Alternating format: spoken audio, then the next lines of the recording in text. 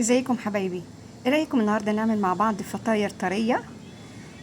دي بتبقى جميله قوي في الفطار او العشاء. طريقتها سهله واقتصاديه، وتعالوا نشوف مع بعض طريقتها ازاي وخطواتها ازاي، وقد ايه بتبقى جميله وحلوه.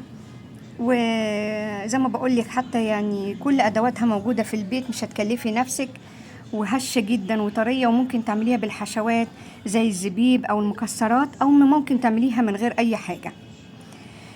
تعالوا مع بعض نشوف خطواتها وطريقتها، وازاي طريقة تحضيرها، وازاي ان هي تنفعك في اي وقت ما عندكيش اكل، او في فطار او عشاء او كده.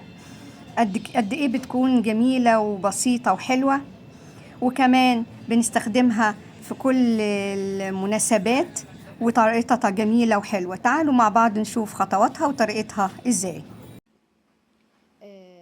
الكيلو الدقيق هحط عليه دلوقتي زي ما انتم شايفين معلقة ملح، معلقة صغيرة، على اساس ان هي الملح بيظبط العجينة. دي معايا معلقة نشا، وده السر بتاع الفطير اللي يخليه هش وجميل، ان من غير لبن من غير حاجة. معايا هنا خميرة فورية، الكيس ده مكتوب عليه 7 جرام، انا حطيت كيسين علشان ده كيلو، يعني ما يعادل 14 جرام. طبعا على مية دافية، انا كل شغلي على مية دافية عشان تبقوا عارفين. حتى الزيت وكل حاجة مدفية، يعني ما عنديش حاجة باردة. هحط فيها الكيسين الخميرة زي ما انت شايفة كده، وهدوبهم. وده طبعا بسيبهم على جنب لحد ما الخميرة ترتفع شوية، واتأكد ان الخميرة شغالة. زي ما قلت لكم هي معمولة على مية دافية، وبوريلك ان فيها فقاعات، يعني الخميرة شغالة اثناء ما انا كمان بقلبها.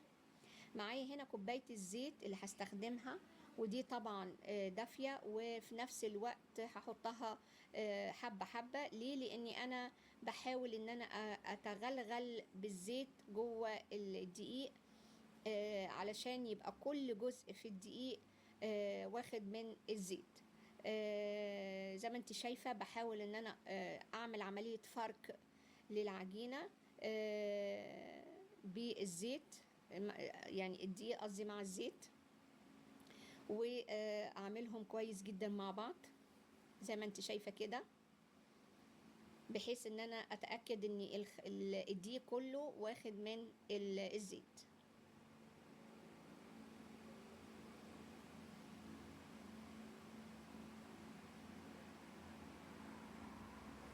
كل ده وانا بحاول ان انا اقلب الزيت كويس في الخميرة.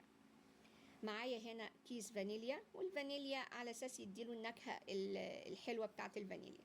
ومعايا كيس بيكنج باودر برضو بحطه مع الكيلو الدقيق زي ما انت شايفة كده. وديت معلقة خل كبيرة، يبقى انا معلقتين اللي انا هستخدمهم بالكبار، معلقة نشا ومعلقة خل. معلقتين كبار اللي هي معلقة نشا ومعلقة خل، معلقة صغيرة اللي هي الملح. معايا كوباية زيت، ومعايا الخميرة. كل ده اللي احنا حطيناه دلوقتي، تمام. وبوريكم ادي دلوقتي الخميرة خمرت، وبحطها على عجينة وبقلبها كويس. قد ايه بصراحة لو اتبعت الخطوات دي هتلاقي الفطير جميل. مش محتاجة ان انت تحطي اي، زي ما قلت لك، اي منتجات الاجبان علشان تقولي ان هي طرية او لبن او غيره يعني. لكن احنا من غير حاجة عملناها بالمية عادي الدافية. وزي ما قلت لك السر ان العجينة تبقى هشة هي معلقة النشا ومعلقة الخل. ابتدينا دلوقتي نحط جزء من المية، بس انا كمان مش هحط المية كلها. هجيب السكر الاول ادوبه في مية دافية، وهي انا حطيت كوباية وربع، وحسيت ان السكر كويس. عايزة تزودي ممكن تبقى كوباية ونص، عايزة تقللي يبقى كوباية بس. انا بالنسبة لي حسيت ان الكيلو اخد كوباية وربع من كوبايات الشاي العادية، وقلبتها كويس في مية دافية عشان تدوب معايا بسرعة، او لبن او غيره يعني. لكن احنا من غير حاجة. وزي ما قلت لك السر ان العجينة تبقى هشة هي معلقة النشا ومعلقة الخل. ابتدينا دلوقتي نحط جزء من المية، بس انا كمان مش هحط المية كلها. هجيب السكر الاول ادوبه في ميه دافيه، وهي انا حطيت كوبايه وربع، وحسيت ان السكر كويس. عايزه تزودي ممكن تبقى كوبايه ونص، عايزه تقللي يبقى كوبايه بس. انا بالنسبه لي حسيت ان الكيلو اخد كوبايه وربع من كوبايات الشاي العاديه، وقلبتها كويس في ميه دافيه عشان تدوب معايا بسرعه، وحطيتها على العجينه. العجينه كل دقيق طبعا بياخد كميه الميه بتختلف من دقيق لدقيق. بالنسبه لي انا الدقيق المره دي اخد كوبايه ميه دافيه، وكنت بحطها بالتدريج غير كوبايه الميه اللي انا دوبت فيها السكر، يبقى يعتبر كوبايتين ميه هي اللي عجنت بيهم. وزي ما قلت لك الميه بالذات مش حاجه اساسيه، كل دقيق بياخد كميه الميه اللي بيحتاجها. زي ما انا وريتك العجينه لسه بتقطع، انا يا دوبك لميت العجينه بس، فدي ما تنفعش خالص للفطاير. زي ما انت شايفه بتقطع، فلازم اقعد اعجن فيها، وتقريبا عجنت فيها حوالي 10 دقايق. كل ما تعجني فيها اكتر كل ما هتكون معاكي مرنه وسلسه وهشه. زي ما انت شايفه بتمط معاكي كده، يبقى كده العجينه تمام. لكن الاول لو خدتي بالك كانت العجينه بتقطع، فدي ما تبقاش فطير ابدا، وهتنشف معاكي وتبقى وحشه.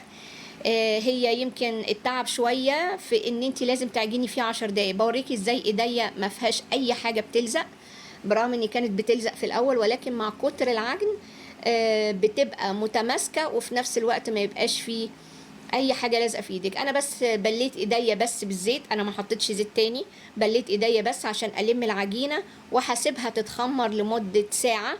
ممكن اقل ممكن اكتر حسب طبيعه الجو. يمكن احنا هنا عندنا الجو شويه حر، بس مش بدرجه طبعا عندكم في مصر يعني او اي الدول العربيه، فممكن يكون درجه التخمير اقل. المهم ان انت تكون عينيك عليها لحد ما تتضاعف حجمها. دلوقتي بوريك الحشوات بعد ما خمرت. انا معايا هنا فول سوداني مكسراه صغير، ومعايا جوز هند، ومعايا زبيب.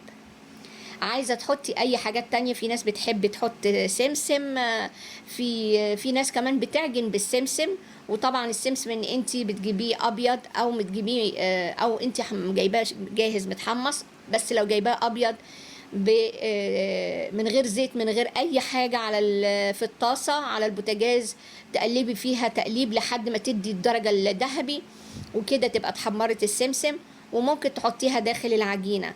انا يعني فضلت اني المره دي اعملها من غير حاجه، برغم ان السمسم كان عندي، بس يعني يعني قلت المره دي اخليها من غير سمسم.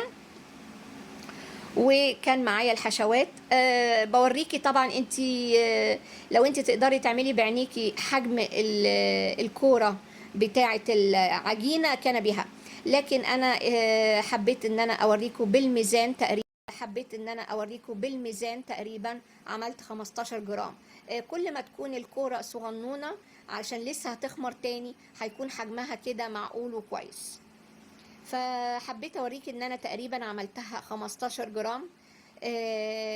بتكون الحجم بتاعها يعني كده تمام، وبيدي كمية كبيرة من الكيلو اللي احنا عملناه.